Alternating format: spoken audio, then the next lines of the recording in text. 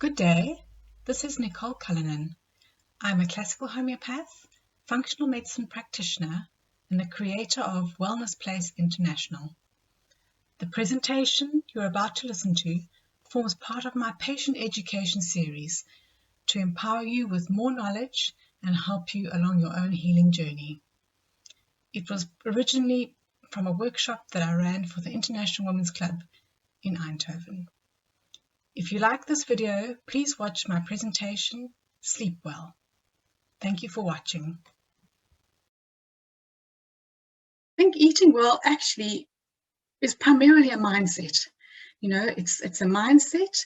It's based on the daily choices that you make, and it involves your lifestyle. And, you know, it's not just personal. It's bigger than that. Eating well also involves your community, your family, or the people you share meals with. And so it can be quite difficult, you know, if you need to make changes, it can be quite difficult to make changes or to know what to change, because eating is a complex activity and it involves many variables. So the primary sort of orientation is to see this as a mindset and a lifestyle. And further to that, I like to break things down very simply. And for many of us, we have so many conveniences. We have shops within walking distance, and convenience foods and addictive foods. And so we have many temptations. And when it comes to possibly making changes and cutting out bad stuff, I like to say, well, all right, let's simplify it, and let's, we all have to eat to survive, and let's see food as fuel. Let's see food as the fuel that we put into our engines or our bodies. And, you know, when you drive a car, you wouldn't dream of putting diesel into a petrol car, because you know there's going to be a problem. And so why do we put junk food into our bodies, and then are not surprised when there are some health impacts, either immediately or down the line? So I think that sort of is part of the mindset, is just to break down how necessary food is as a fuel, and that kind of helps us to choose the right fuel and to choose quality fuels, or fuels that are appropriate. So then I like to sort of orientate and simplify yet again. And, you know, eating well really is about cutting bad stuff out and putting good stuff in. And I mean, that might sound really simple, but we all struggle with it. So that's why I think it's, obviously important to explain why and what is bad and why it's bad. So we'll talk about, for me, the bad stuff is basically your processed food, food that comes in a package or a box that has more than 2 or 3 ingredients, food that's laden with artificial additives, and what is good then? Good food in my sort of universe is our whole foods, fruits and vegetables, grains, whole grains, seeds, nuts, free-range organic, protein and meat and dairy. So those to me would be the good foods. So I'll be sharing with you some food pyramids. So we'll go much deeper into all these themes. These are just the themes that I want to outline in the beginning, so that you can kind of get a feel for how I think and how I work, and then how we can apply it in each individual case. And then I also, think it's really important for us to count nutrients and not calories. So I'm not saying that there aren't times and opportunities where we do need to count calories, but that is not my expertise. So I think that, I would be able to say to you, we do need to count calories in your case, but for pretty much all the patients and clients that I work with and have worked with in the past, it's a lot more subtle than that, and that is where basically choosing foods based on their nutrient content and their nutrient density actually becomes a lot more powerful, because the kind of health conditions that we have today are mostly based on inflammation, and so nutrients are your carbohydrates, fats and proteins. Those are your macronutrients, but we also have micronutrients, and the micronutrients are your vitamins, minerals and antioxidants, and those are the ones that basically are present in high amounts in nutrient dense food and help to control inflammation, and in most cases is what's missing from people's diets. So we'll talk more about that later on as well. So color is to me a big indicator of nutrient density, and I'm not talking about jelly beans and M&Ms. I'm talking about natural colors, the plant pigments that we find in fruits and vegetables, and so yes, let that be an idea for you to sort of, how do you gauge whether something is nutrient dense? Think of the color, and that can be an indication of plant nutrients. Diversity is important. Whole foods I've mentioned. Organic to me is the cleanest, because you are not getting either as much chemical pesticide or herbicide residues, and you're getting more nutrient density. So those are important themes that are going to run through the workshop this afternoon. Okay. So why is it so important to eat well? I think that many of us have heard the term lifestyle diseases. Lifestyle diseases are things like diabetes, heart disease, obesity, and many others. And lifestyle diseases aren't fixed by medicine. So lifestyle diseases are called lifestyle diseases because they're fixed by when you make lifestyle changes, and lifestyle changes include dietary changes. So lifestyle diseases are very, very prevalent in our modern world, and especially this last year where we've had the COVID pandemic.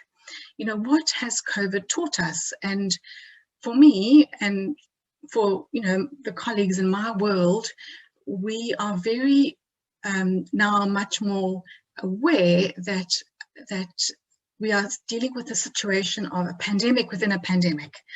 So the people that are more prone to negative outcomes with COVID, our vulnerable group with all the comorbidities, are the people with the lifestyle diseases. And so we have this pandemic, the COVID pandemic, but is symptomatic of a much bigger pandemic underlying, which is the pandemic of lifestyle diseases. So to me, this last year has just been a very, very good illustration of what happens when we ignore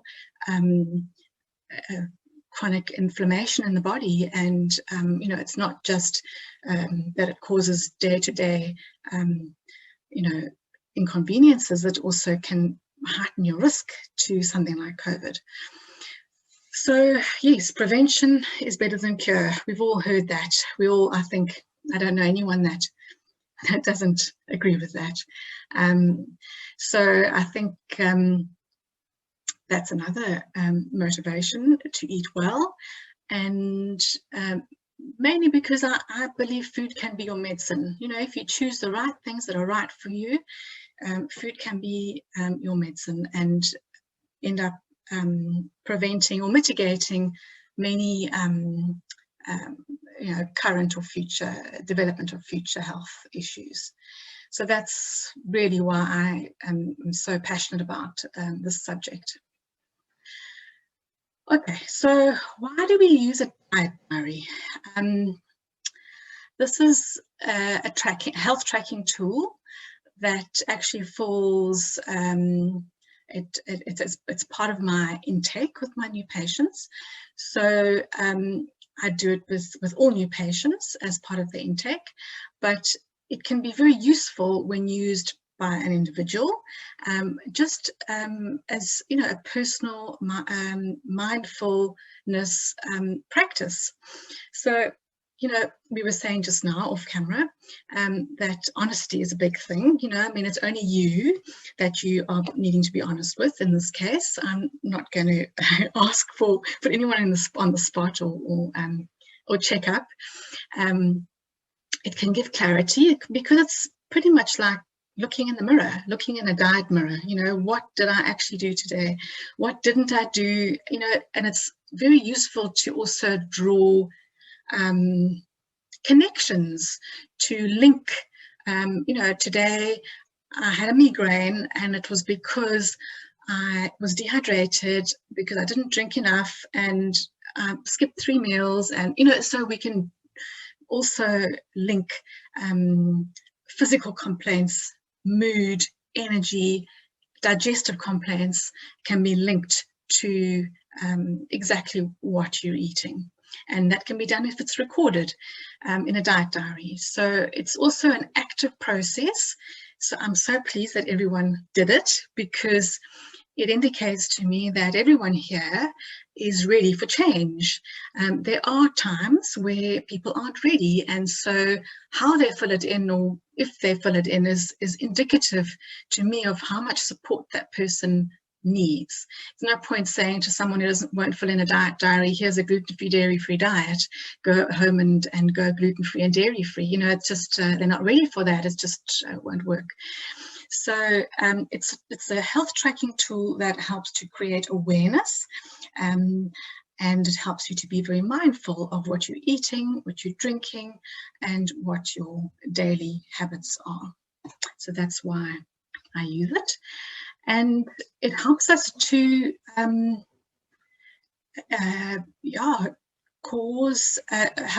helps us to make changes. And, you know, a lot of people are looking for health transformations, and so these are the stepping stones to making changes and having a personal health transformation. So how was it? Did you find it a chore? Did you enjoy it? Did something surprise you about the process? Okay, so just a few more themes about my approach. I personally feel that the more you personalize, the more sustainable a change, a diet and lifestyle change is for a person. You know, it's so for me, there's a lot of value in personalization, and I take a very holistic approach. And what that means is that, you know, we look at both the mind and the body, and we look at your environment. We look at your family, because we look at even your friends, because you might find, like, you know, if someone has to, for instance, for good reason, cut out gluten, but everyone around them is not supportive, it's not going to work. So that's why one takes for me, I take a holistic approach. And I also like this term flexitarian. So I'm not sure if people have come across it, but it essentially means, a little bit like it sounds, that you are flexible. So I wouldn't say that anybody needs to be a carnivore or a vegetarian or a vegan or a pescatarian or a lacto-ovo vegetarian. For me, it's about managing to source the best quality, affordable produce that is ethically farmed and available. So for me, I'll have days where I will have some meat, but I might pass over commercially farmed chicken for some chickpeas. And that's just, you know, what I would do, mainly because, yeah, for me, it's an ethical, it really is an ethical consideration. And I think the health our personal health is reflected in the health of our planet, and our health of our planet reflects back. And so I'm very aware of both the macrocosm and the microcosm and how they interconnect with each other. So I also recommend a more plant-based approach. So that doesn't mean to say vegetarian, but definitely more plant-based. It does resemble what we call the Mediterranean diet. And, you know, I also think it's quite important to see what, you know, the Mediterranean diet is a diet that actually incorporates certain key ingredients like seafood and olive oil and red wine, and, you know, eating with family groups, and, you know, so it's more than food, it's also lifestyle.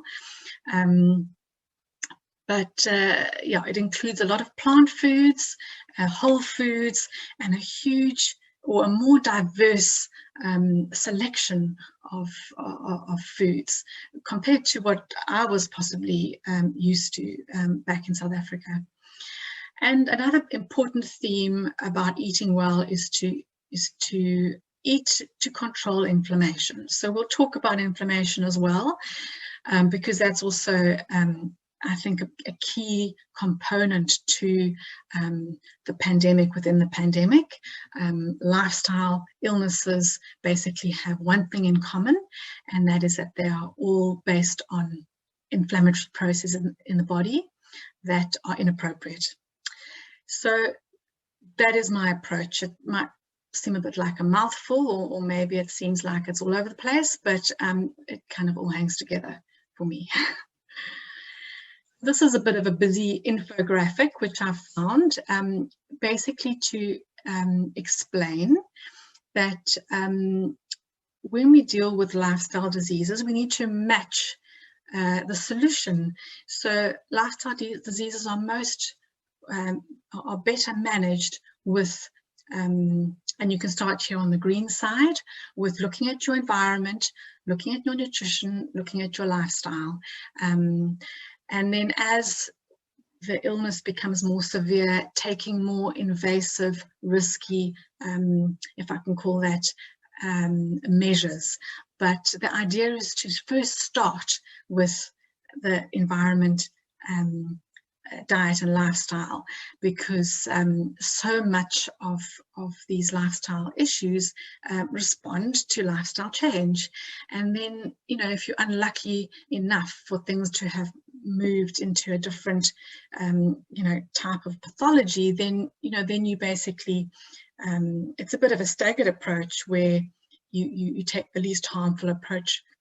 Maybe it's the more labor intensive, and maybe it's the hardest approach, but it's the least harmful on your body.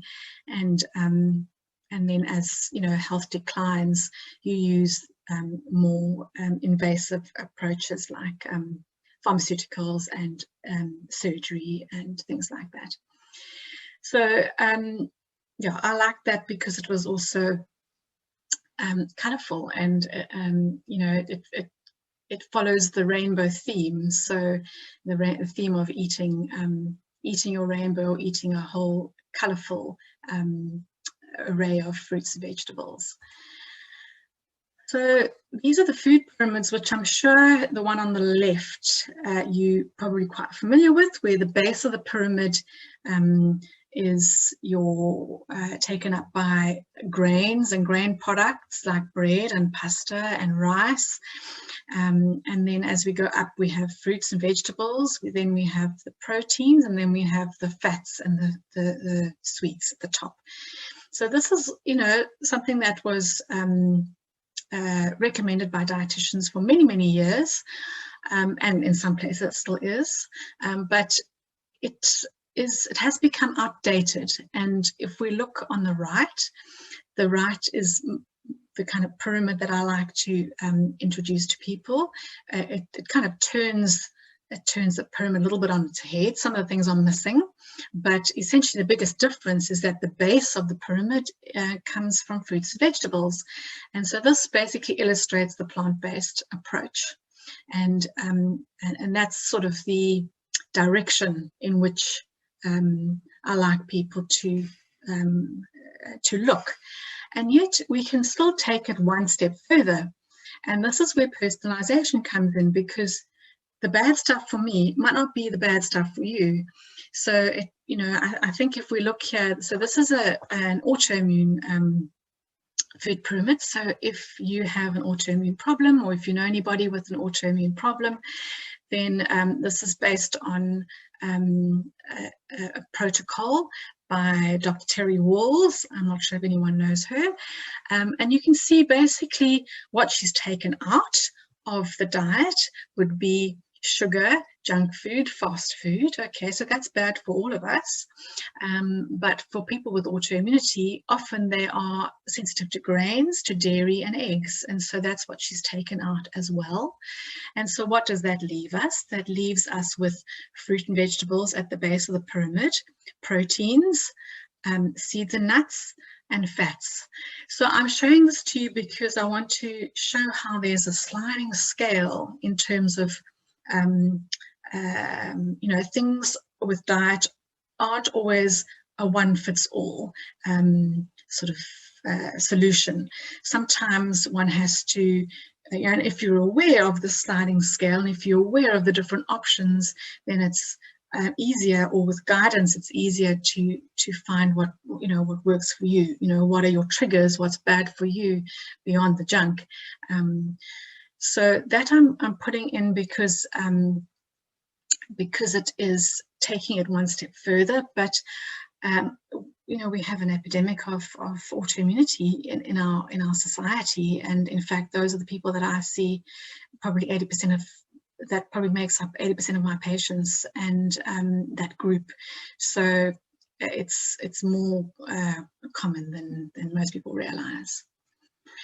And this is just a little bit of science to geek out a little bit in about. I thought it was quite interesting comparing the ancestral diet to the modern diet, and just showing how biodiversity in plant foods has declined over the last couple of thousand years, and is that possibly a reason for the kinds of illnesses that we suffer from now?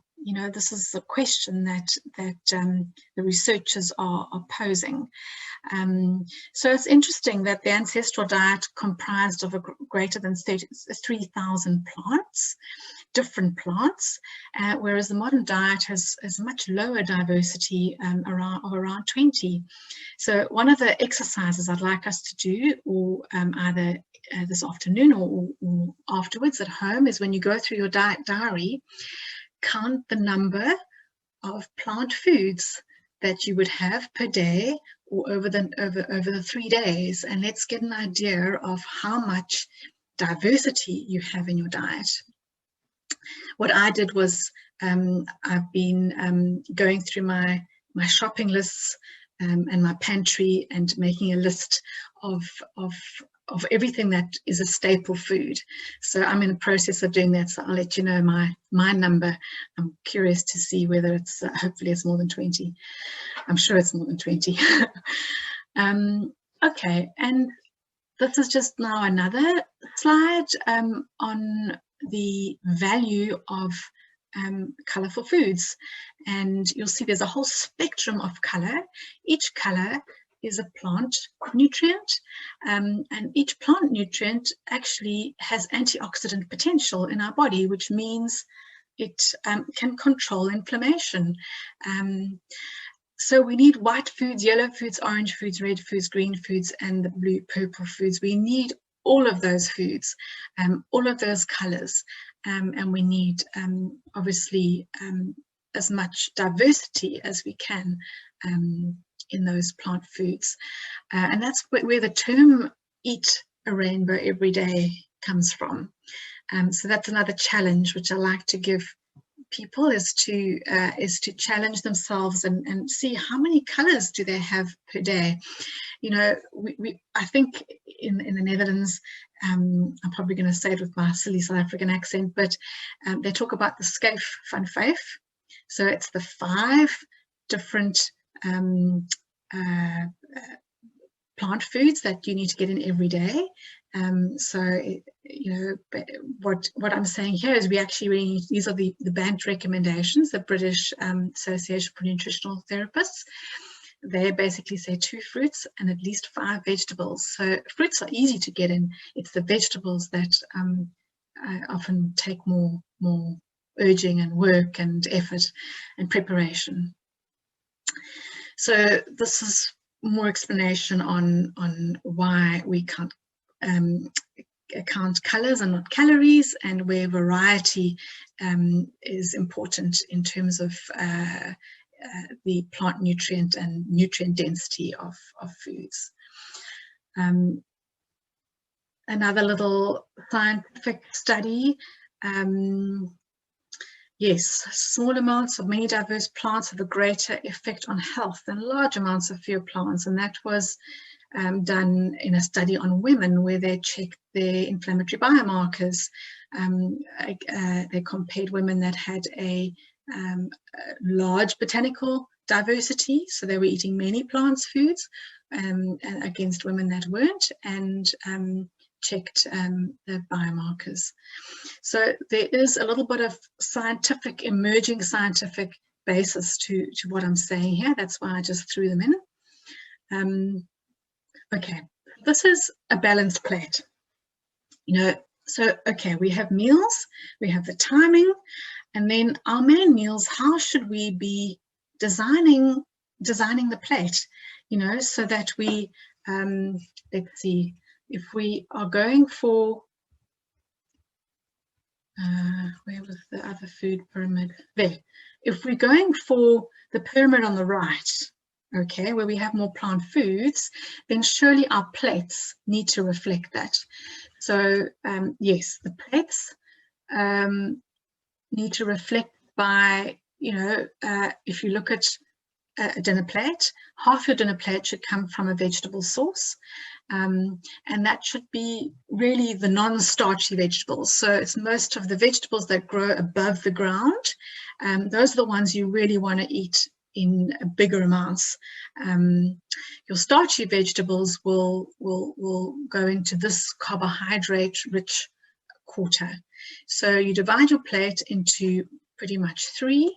Half the plate needs to be filled with vegetables, and then on the other side, a quarter carbohydrate, and the carbohydrates come from either your starchy vegetables, it can come from grains, there's some examples there, and actually fruit would fall into that carbohydrate quarter as well. And then the next quarter is your protein.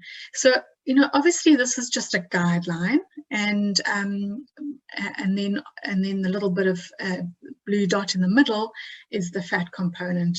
And your fats, basically, the best fats would be coming from seeds, nuts, olive oil, avocado, and those are the best examples that I can give right now. So these slides I can share with people if they need it. I used to have this on a placemat for my kids. This is when they still listen to me. Now they're teenagers and they don't listen to a word I say, especially regards food. But I used to have this as a placemat when they were still young and impressionable. And so that, that's also something you can do, is print it out and just have it around on fridge or somewhere where it's visible at meal times, or as a reminder if you need one. All right, so that's what I like to call a balanced plate. And this is basically, these are guidelines for designing your main meals, your breakfast, your lunch, your supper. Snacks basically are smaller, but you can still use the same principle. And so I'm not going to go into too much detail in terms of examples, but essentially, if you can think of your dinner plate at night, most people's dinner or supper is the one balanced meal that they have per day. That's what I see very regularly, is that people find dinner the easiest meal of the day to create a balanced meal. The rest of the day seems to be a little bit, the other priorities and things are more, people eat on the run and it's more convenience based. So if I can give you one tip, is to create your dinner or create a dinner, or even create 3 dinners that resemble this plate, and then make double so that you have leftovers for lunch the next day. And then you have 2 meals a day that you know are balanced without having to really think about it. So yeah, so that's the piece on how to create balanced meals. So we need to get in, take out the bad stuff, bring in the good stuff, make sure that we're having lots of color, and then look at the balance and how it's going to look on the plate. This was just the same sort of idea, but it's just obviously it's more graphical, and you'll see that essentially, you know, give you some ideas of the kind of salad ingredients and the type of grain and root vegetable examples that you would use for your carbohydrate serving, and then your protein. So, you know, if, let's say, you have a metabolic problem, then it might be that you have to adapt this even further, and the grain component and the carbohydrate component gets smaller. So some people that need to be on more of a ketogenic type diet, or if there's a metabolic reason, there are people that need more fat and more protein. And so that's, I'm not going into that in depth, because you know, that's quite specified, and it's better to really focus on the basics. And then if you need to go more strict, like for autoimmunity or for a ketogenic approach, then, you know, you've still got the basics right. So this is just, yeah, another graphical representation of what a balanced plate looks like. So it's still based on the fact that you want to eat a rainbow every day. You need to try and get in 5 vegetables and 2 fruits. So what it means, 1 serving of vegetables is basically what can fit into the palm of your hand.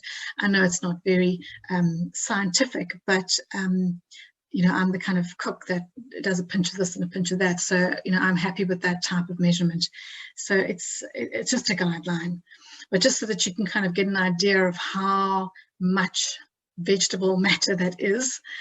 Just think of 5 servings being 5 large handfuls, and that would be, you know, maybe you have your 2 fruits for breakfast, and then you have 2 vegetables at lunch, and you have the other 3 at breakfast, at dinner time, and you can go more.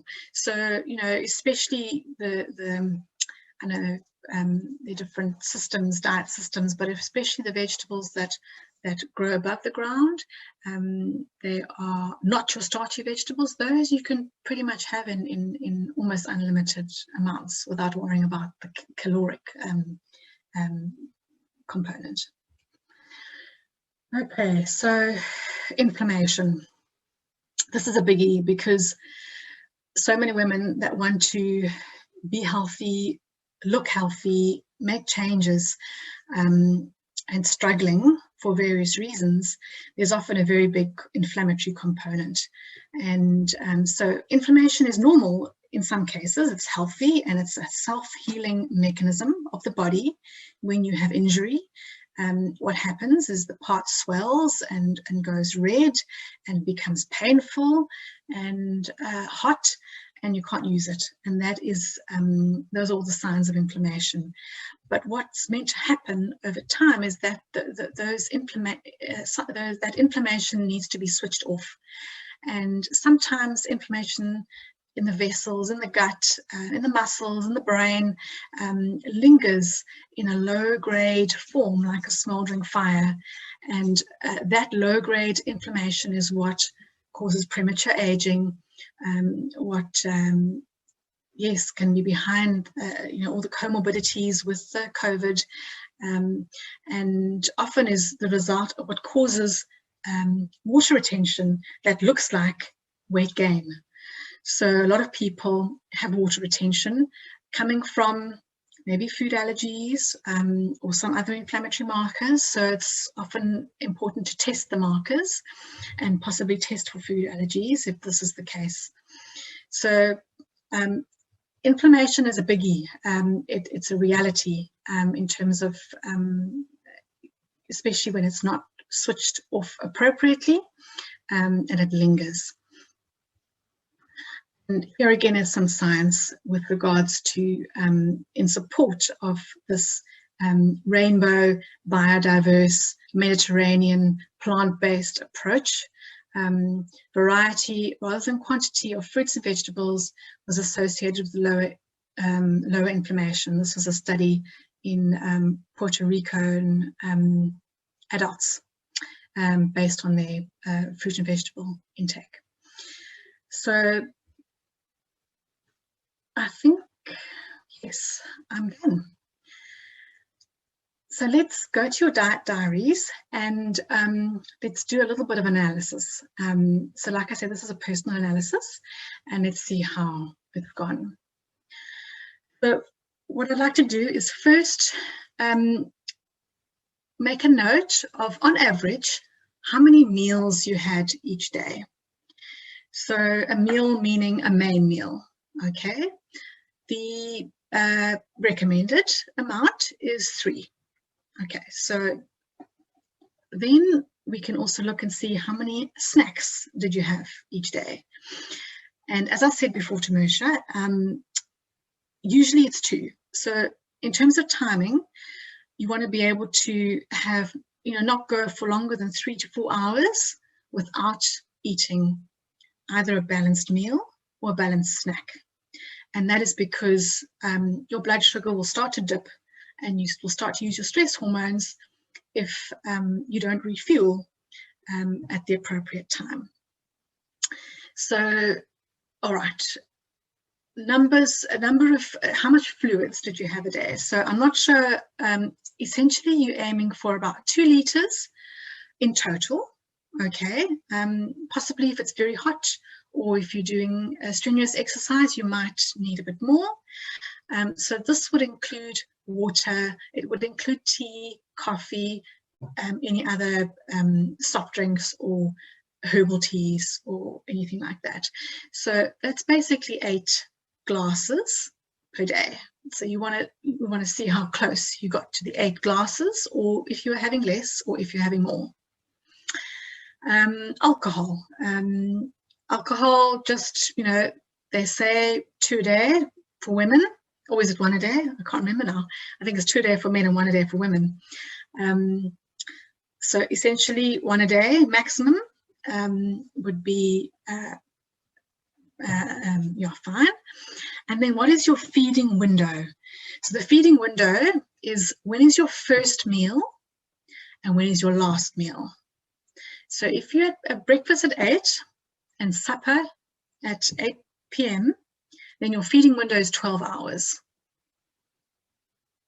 So you want to go for a relatively small feeding window. This is where intermittent fasting comes in, and where eating very late at night has adverse health outcomes because it prolongs your feeding window, and then while you sleep, your body doesn't go into a state of what they call autophagy. So it means that the body cleans up and gets rid of all the, the dead cells, the bad cells, the, things that really need to be cleaned up. And so those proliferate and those hang around and cause problems. So that's your feeding window.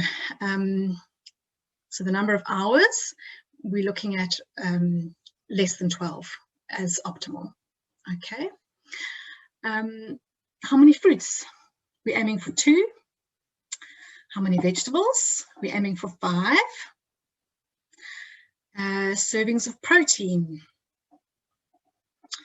You want at least 3 servings of protein a day in your main meals. But for instance, as a snack, a small handful of nuts with a fruit. I would say the combination, or let's say for me, I have a teaspoon of peanut butter with a banana. The addition of the protein with your snack is also very good for stabilizing blood sugar. So yeah, you can have between 3 to 6 servings of protein a day. This is not sort of, we're not talking about the size or anything at this point. This is just the frequency. And then this might be a bit harder to quantify, but the total daily plant foods. So these are your fruits and your vegetables, but they're also things like herbs, spices, seeds, nuts, grains, beans, legumes, lentils, chickpeas, all of that. So that might take a little bit of calculation, but that kind of is what's going to give you an idea of how diverse your diet is. You know, if you think back to that slide I showed you earlier with comparing the ancestral diet to the modern diet. And then this is not something necessary to quantify, but I often combine mood tracking, energy tracking, and stress level tracking with food tracking, because often you have days where mood, energy, and stress levels are impacted, and there's a direct link with what you've eaten or what you haven't eaten, and so that can also be a factor. Is in terms of your checklist, was there anything there that was significant with regards to mood, energy, and stress levels? So what you can do with the mood, energy, and stress level is you can give yourself a number out of 10, 10 being maximum and good, and 0 being minimum and bad. So if you really had very low energy, that would be like 1 out of 10, 0 out of 10, 2 out of 10. If your stress level was really high, then obviously you're going to be at 8, 9, and 10. So give yourself some numbers there. And then we can, you can go back and see, did my mood, energy, or stress level, was that impacted by how I ate that day?